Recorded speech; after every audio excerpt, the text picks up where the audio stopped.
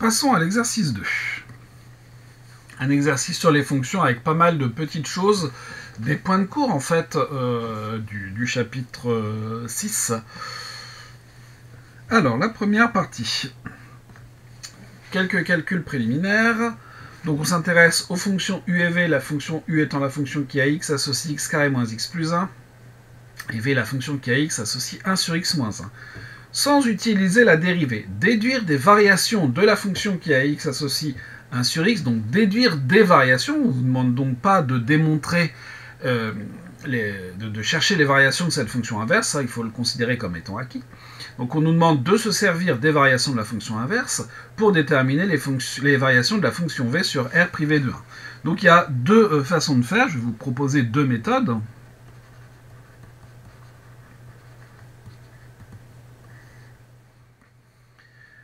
La fonction qui a x associe x moins 1 est une fonction affine et croissante sur R. On peut remarquer que L s'annule en x égale 1. La fonction, je vais essayer d'écrire bien, qui a x associe 1 sur x est décroissante, elle. Alors elle n'est pas décroissante sur R étoile comme j'ai pu le lire plusieurs fois, et j'avais bien insisté en cours sur le fait qu'elle n'était pas décroissante sur R étoile, mais qu'elle était décroissante sur R moins étoile et sur R plus étoile. Pourquoi ? Si je prends la restriction à R moins étoile, j'ai une fonction qui est décroissante, pas de problème. Si je prends la restriction à R plus étoile, j'ai une fonction qui est décroissante, pas de problème non plus. Par contre, si je prends la fonction dans sa globalité, donc sur son ensemble de définitions complet, c'est-à-dire R étoile, et que je veux comparer l'image d'un réel négatif avec un réel positif, l'image d'un réel négatif sera négative, l'image d'un réel positif, sera positive, et donc, j'aurai l'image d'un réel négatif qui sera plus petite que l'image d'un réel positif. Et ça empêche la fonction d'être croissante sur R étoile. Fermons la parenthèse, donc j'avais bien insisté là-dessus, j'avais bien expliqué pourquoi. Toujours est-il que, donc, quand j'ai écrit ça, je peux dire que par composition, la fonction qui a x associe 1 sur x moins 1, et donc, quand je compose une croissante avec une décroissante, j'obtiens une décroissante. Décroissante sur l'ensemble, eh bien, avant le 1, point où s'annule la fonction x-1, donc sur moins l'infini 1, et sur 1 plus l'infini. J'ai utilisé les variations de la fonction inverse et la composition. Donc ça, c'est une première façon de faire qui répond tout à fait à la méthode qui était demandée. Je vous rappelle qu'il ne suffit pas de répondre à la question. Il faut, si on vous impose une méthode, que vous utilisiez cette méthode-là et pas une autre, même si l'autre est juste. Méthode 2, une autre façon de faire. Donc la fonction qui était v qui a x associe 1 sur x moins 1 à une courbe qui est l'image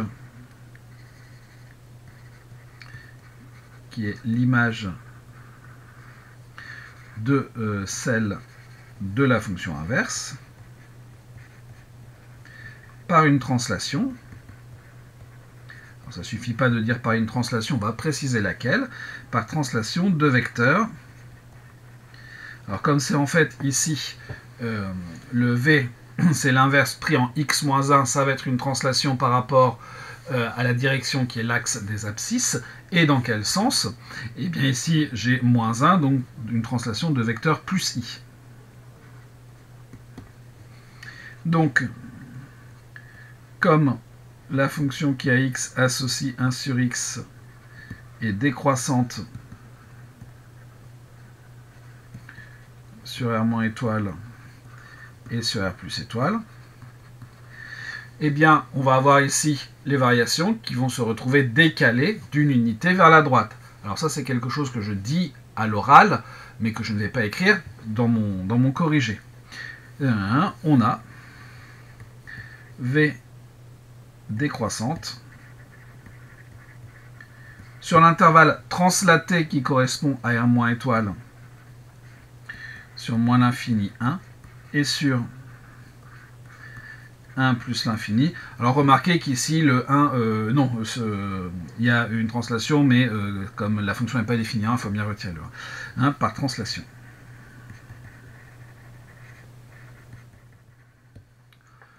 Donc voilà deux méthodes pour faire la même chose. Évidemment, j'aurais accepté les deux méthodes. Certains d'entre vous ont fait la première, mais c'est vraiment rare. La plupart d'entre vous, vous m'avez dit, voilà, donc les variations sont sans explication. Et voilà, par contre, certains ont fait un roman pas possible pour me donner les variations de la fonction inverse. C'était pas du tout ça qui était demandé.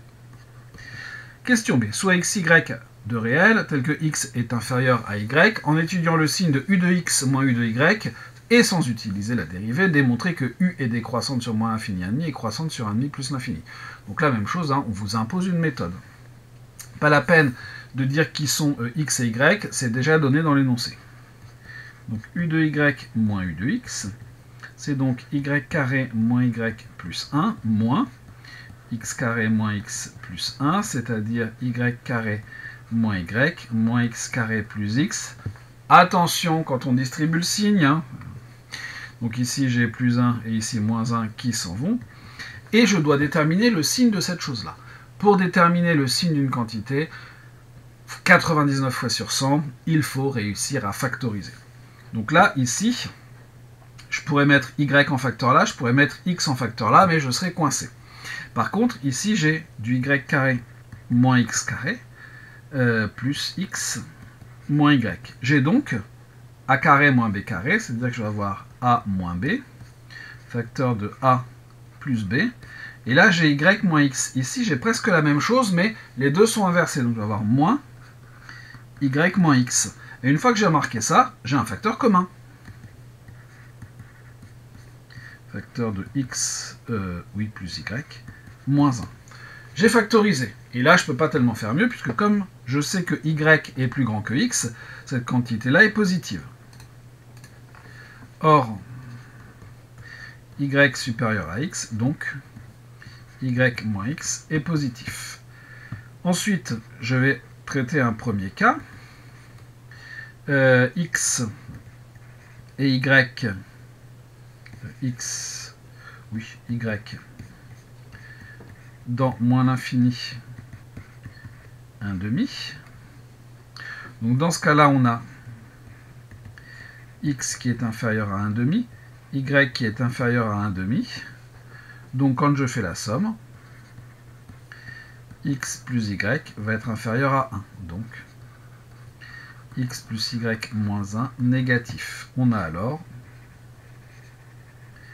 u de x, c'était u de y moins u de x négatif. Donc u de y inférieur à u de x.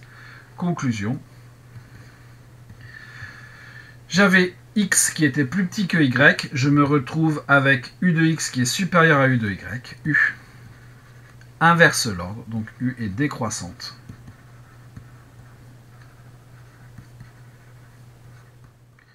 Sur moins l'infini 1,5. Deuxième cas.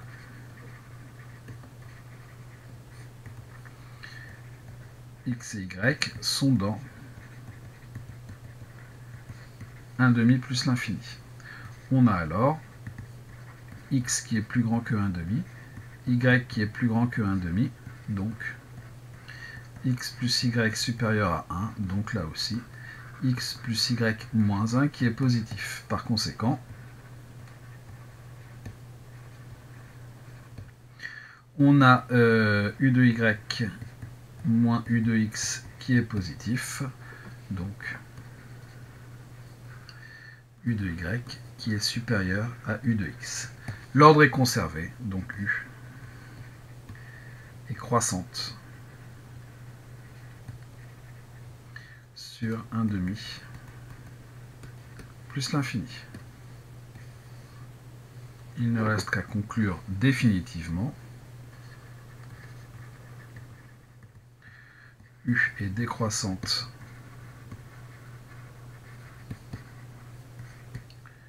sur moins l'infini 1,5. Alors hop, hop, hop, on nous demande d'inclure.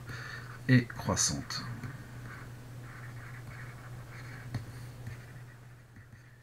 1 demi plus l'infini.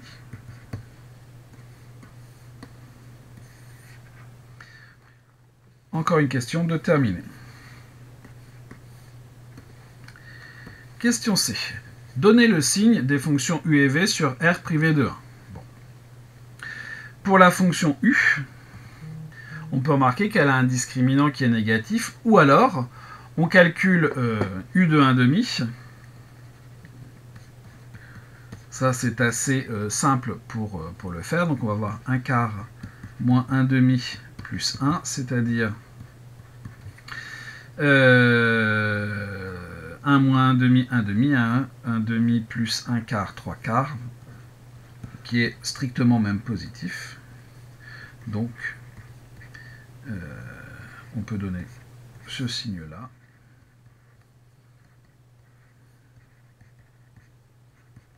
C'est strictement positif. Hop, hop, c'est réglé. Ensuite, pour le signe de V,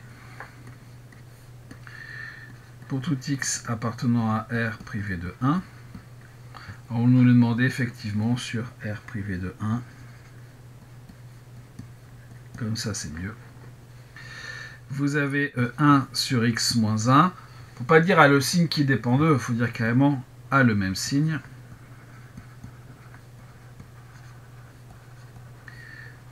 Que x moins 1, d'où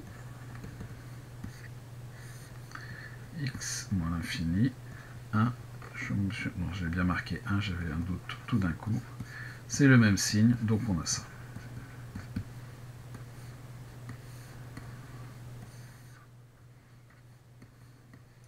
Alors pour ceux qui n'avaient pas l'idée de regarder les variations de la fonction u, un petit discriminant qui est strictement négatif fonctionnait aussi. Des variations des fonctions u et v. Peut-on déduire les variations de la fonction f? Justifiez votre réponse. Bon. On remarque que f, c'est la fonction, alors que je fasse ça dans le bon sens, c'est u multiplié par 1 sur v.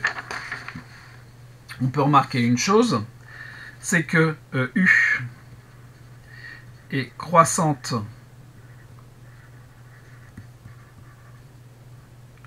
sur 1 plus l'infini, alors est positive. V est croissante elle aussi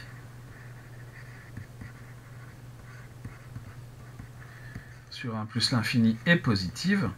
La positivité positive est importante dans ce cas-là parce qu'on va pouvoir conclure quelque chose sur les variations de la fonction u multiplié par... Alors, pardon, ici j'ai écrit v, mais c'est 1 sur v. Hein.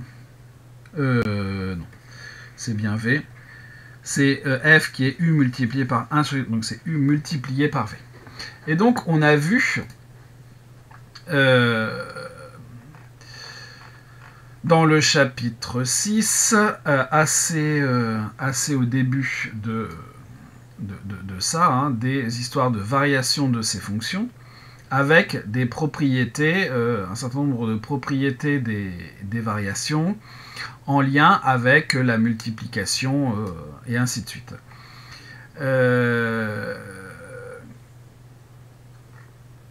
Donc on a vu, alors c'était la proposition, je ne sais plus le numéro, proposition 31, si f et g sont positives et croissantes, alors f, g est une fonction croissante. Voilà. Il faut la continuité, il faut la positivité.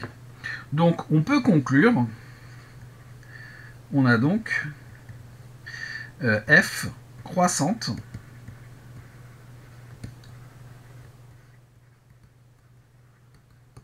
sur 1 plus l'infini. Bon.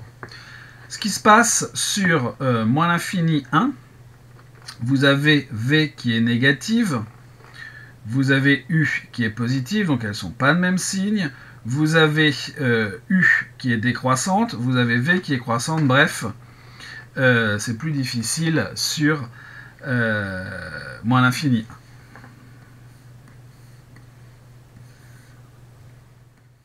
1. Alors, on pourrait regarder ce qui se passe en essayant de regarder des encadrements, mais voilà, on ne va pas rentrer dans ce genre de détails. C'est plus difficile, en tout cas beaucoup moins évident, sur moins l'infini. Question 2, on va parler des symétries. Montrer que le graphe de f est symétrique par rapport au point oméga de coordonnées 1, 1. Là aussi, c'est une propriété du cours, symétrie par rapport à un point.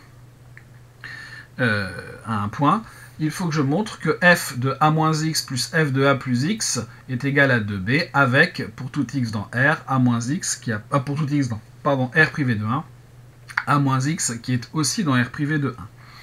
Donc je me donne x appartenant à R privé de 1, et je vais m'intéresser à a-x, sachant que comme on me dit de trouver un centre de symétrie de coordonnées 1, 1, il faut que je compare ça à 1-x. Donc j'ai 1-x qui doit être aussi dans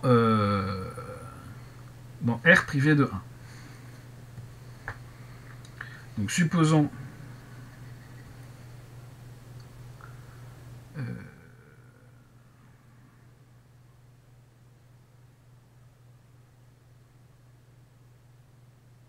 je rêvasse, mais je ne devrais pas. R privé de 1 est symétrique en fait par rapport à 1, tout simplement.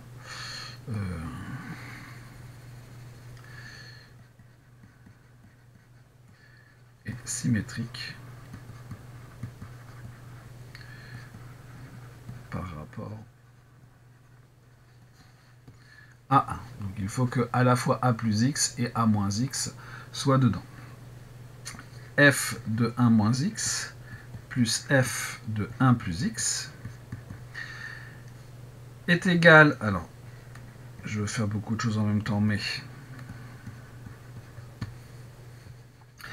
f de 1 moins x. Alors ma fonction f est telle, elle est ici, donc j'ai 1 moins x au carré moins 1 moins x plus 1 sur 1 moins x moins 1 plus 1 plus x au carré moins 1 plus x plus 1 sur 1 plus x moins 1. C'est-à-dire que je vais avoir 1 moins 2x plus x carré moins 1 plus x plus 1 sur moins x plus 1 plus 2x plus x carré moins 1 moins x plus 1,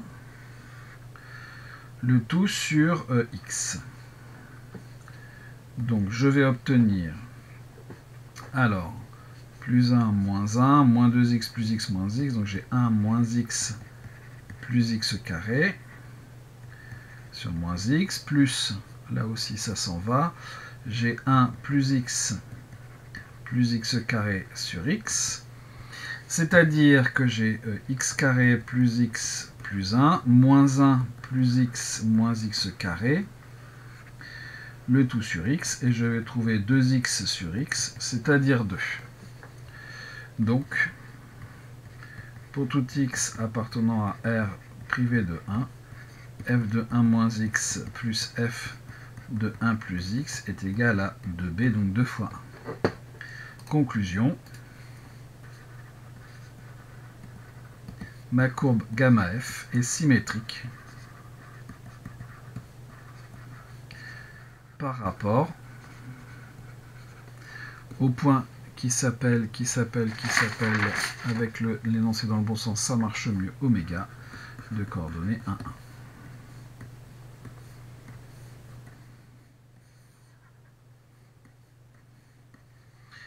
Question B.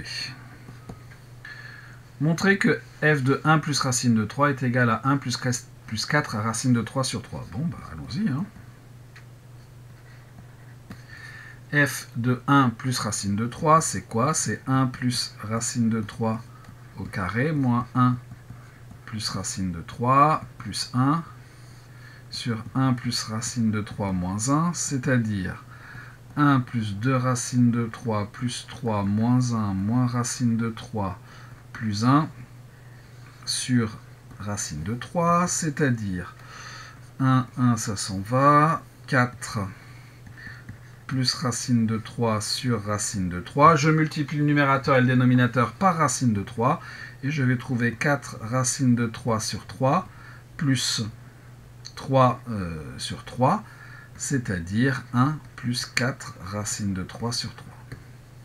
Donc j'ai bien f de 1 plus racine de 3 qui sera égal à 1 plus 4 racine de 3 sur 3.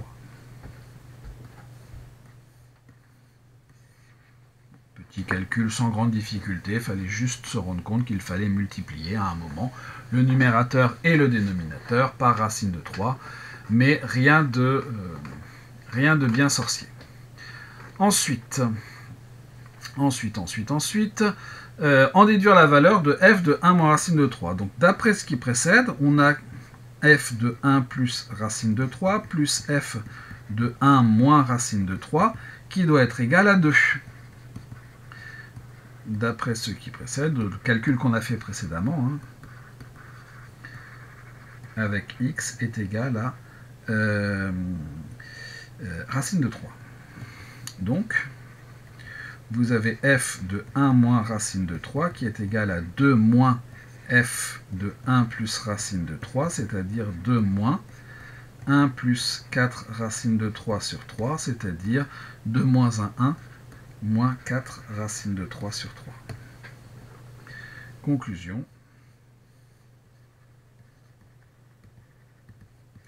F de 1 moins racine de 3 est égal à 1 moins 4 racine de 3 sur 3.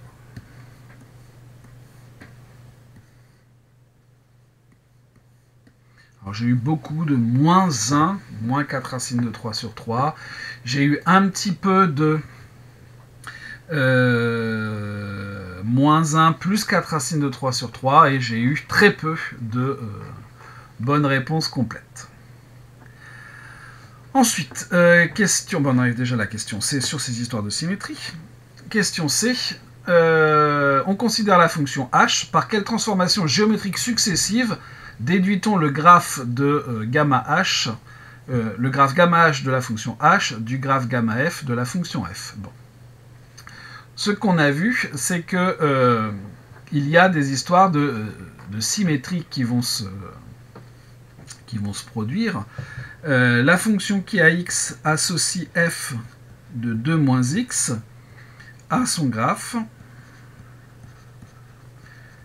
qui se déduit de celui de f par une symétrie axiale par rapport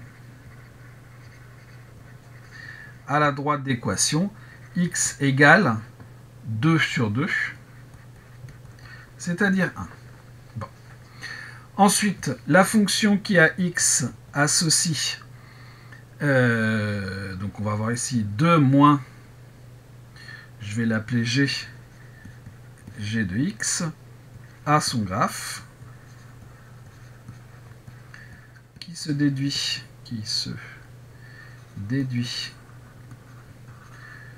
de celui de G, là aussi par une symétrie axiale, mais par rapport à un axe horizontal, par rapport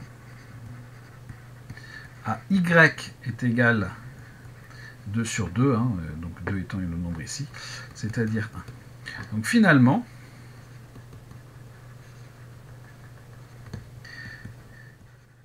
gamma h se déduit de gamma f par symétrie par rapport à x égale 1, puis par une autre symétrie par rapport à y égale 1.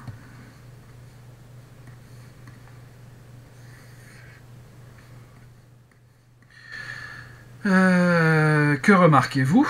Eh bien, ici, je fais une symétrie par rapport à x égale 1, par rapport à y égale 1. Donc gamma h est donc symétrique de gamma f par rapport au point de concours de ces deux axes, qui est le point oméga de coordonnées 1, 1. Or, gamma f est elle-même, la courbe donc de f est elle-même symétrique par rapport à ce point.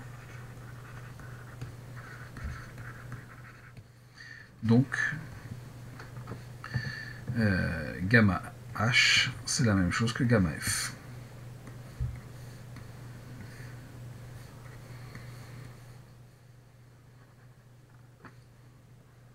Question 3. Étude des branches infinies.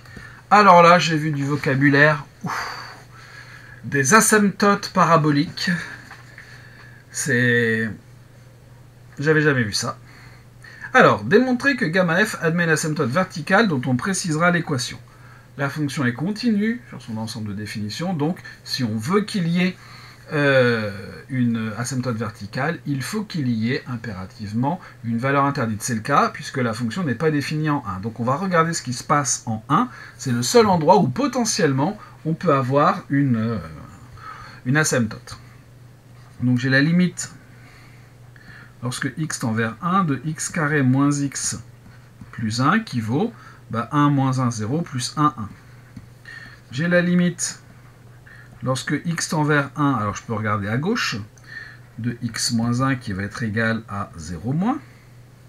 J'ai la limite lorsque x tend vers 1 plus de x moins 1 qui est égal à 0 plus, j'aurais quand même pu écrire sur la ligne. Donc, par quotient,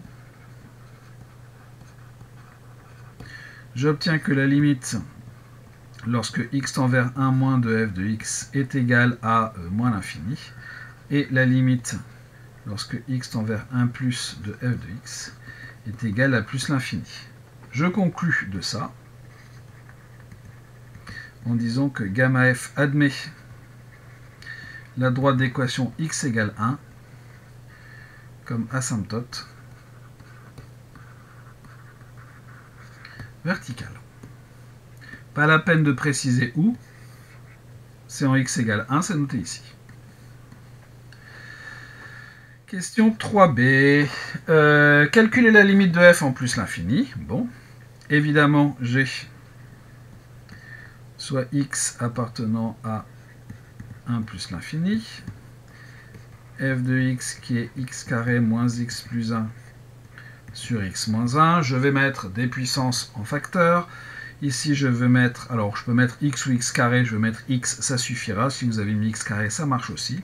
Donc j'ai x moins 1 plus 1 sur x, divisé par x facteur de x moins 1. J'ai déjà mis x en facteur, donc c'est 1 moins 1 sur x. Ça se simplifie. Or, vous avez x moins 1 plus 1 sur x qui va tendre vers plus l'infini lorsque x tend vers plus l'infini. Vous avez 1 moins 1 sur x qui tend vers 1 lorsque x tend vers plus l'infini. Là aussi, c'est un quotient. Alors, on profite pour rappeler qu'une composée, c'est pas la même chose qu'un quotient. Vous avez donc f de x qui tend vers plus l'infini lorsque x tend vers plus l'infini. Conclusion. La limite lorsque x tend vers plus l'infini de f de x est égale à plus l'infini, avec les justifications qui vont bien, ce qui a manqué parfois dans vos travaux. Question C. Là aussi, il faut une nouvelle page. La limite de f de x moins x. Bon, toujours pareil, je prends f de x, je prends pas f de x, je prends x dans 1 plus l'infini. Alors, hop. Je vais avoir f de x moins x qui est égal à x carré moins x plus 1 sur x moins 1 moins x, c'est-à-dire x carré moins x plus 1 moins x facteur de x moins 1, le tout sur x moins 1. Donc j'ai du x carré ici, moins x carré je ne vais plus en avoir, j'ai moins x, moins x, donc plus x il n'y en a plus, il ne me reste que le 1. Donc 1 sur x moins 1, qui tend vers 0 lorsque x tend vers plus l'infini. Donc, la limite lorsque x tend vers plus l'infini de f de x moins x est égale à 0. Et ça, si jamais j'ai la limite de f de x moins x qui est égale à un réel b, alors la droite d'équation y égale à x plus b est asymptote oblique, pas asymptote parabolique, mais asymptote oblique à la courbe en plus l'infini. Donc au voisinage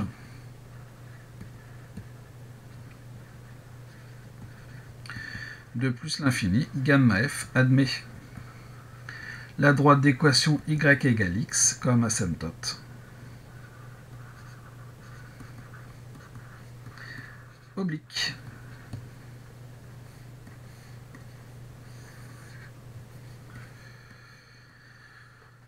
Qu'en est-il en moins l'infini? Évidemment, qu'en est-il de cette asymptote oblique? Je peux remarquer que gamma f est symétrique par rapport à oméga. La droite d'équation oméga, il appartient à la droite d'équation y égale x, puisque son abscisse et son ordonnée sont égales. Donc, la droite d'équation y égale x est également symétrique par rapport à oméga. Donc quand je vais faire ma symétrie par rapport à oméga, la courbe gamma f et la droite sont invariantes. Donc gamma f et y égale x sont invariantes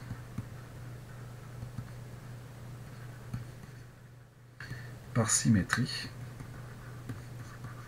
par rapport à oméga. Donc y égale x est également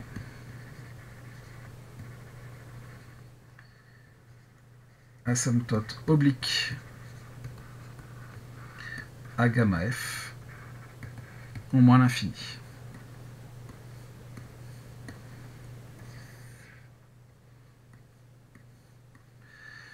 Question 4. Variation et graphe. Finalement, dans tout ce problème-là, on vous a fait étudier la fonction f, qui n'est pas une fonction très compliquée, mais pas mal de petites questions de cours dessus. Justifier que f est dérivable sur R privé de 1 et montrer que f' égale machin, question très classique.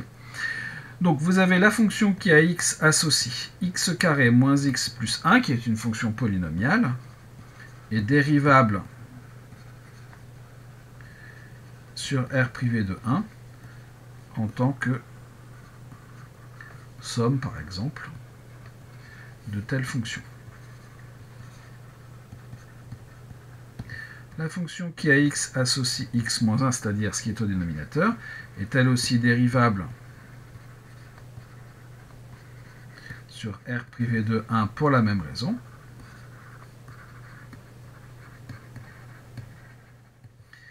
Elle ne s'annule pas. Ça, c'est important de le dire, puisque si jamais votre dénominateur s'annule, ça empêche la fonction d'être définie, ça empêche la fonction d'être dérivable. Elle ne s'annule pas sur R privé de 1 par quotient de fonctions dérivables.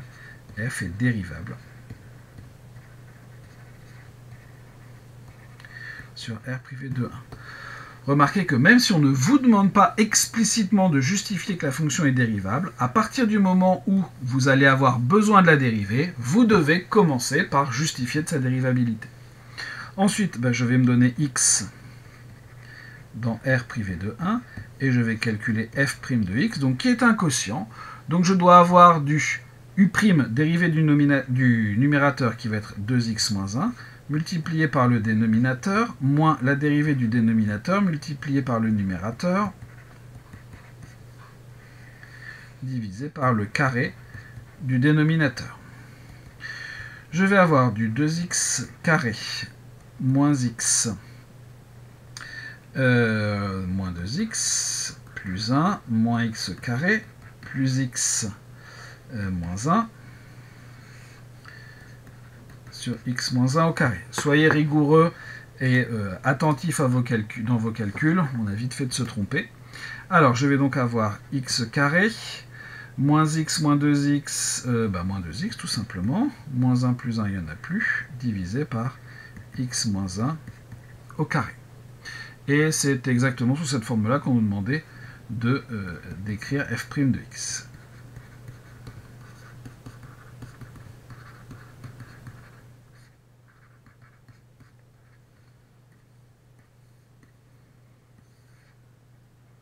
Hop là, c'est réglé pour ça. Question B. En déduire le tableau de variation de la fonction f, on précisera les limites et les valeurs remarquables. Les limites, on les a déjà pour certaines, les valeurs remarquables, on les a pas et on verra lesquelles. Déjà, on peut remarquer que pour tout x appartenant à R, privé de 1,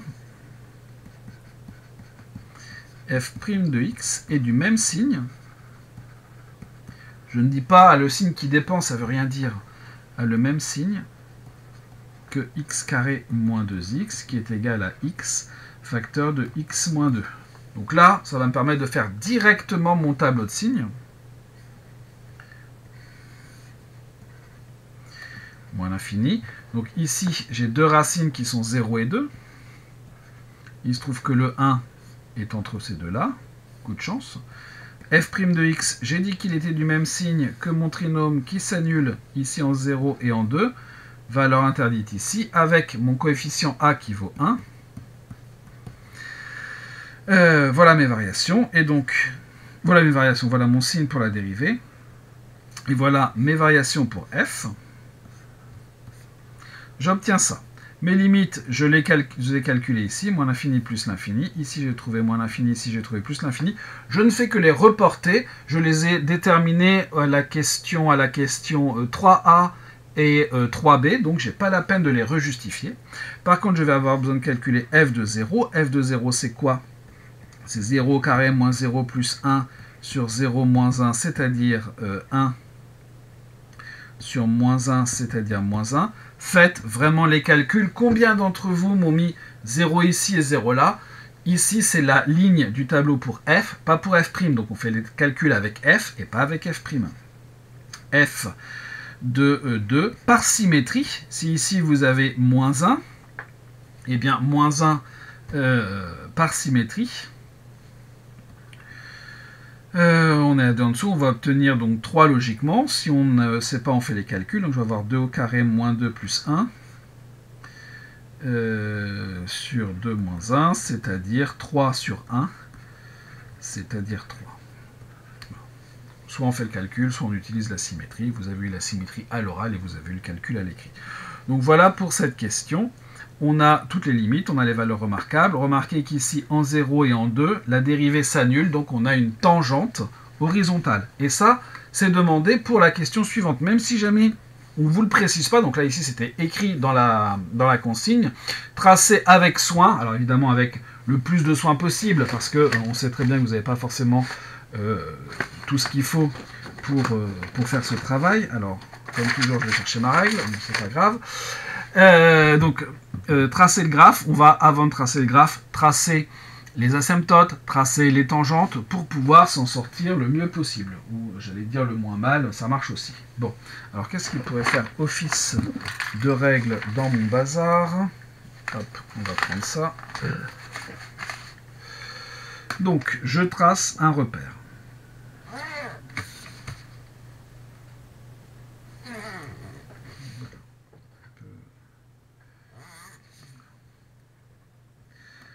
Repère. Il faut que je me donne ici, ça aurait été vraiment simple si j'avais retrouvé ma règle graduée. Bon, voilà 1 et voilà 1. Donc ici, là, j'ai mon point oméga qui va être mon centre de symétrie. Ensuite, voilà mon asymptote. Bon, ça, on va dire que c'est à peu près ça. Ensuite, j'ai mon asymptote oblique, mon asymptote vertical, pardon. Ensuite, j'ai mon asymptote oblique. Là, voilà. Donc ça, c'est x égale 1. Ça, c'est y égale x. Et vous voyez que vous avez déjà les choses qui commencent à se dessiner. Donc la courbe va passer par le point de coordonnées 2, 3. Donc là, on a 1, là, on a 2, là, on a 3 à peu près.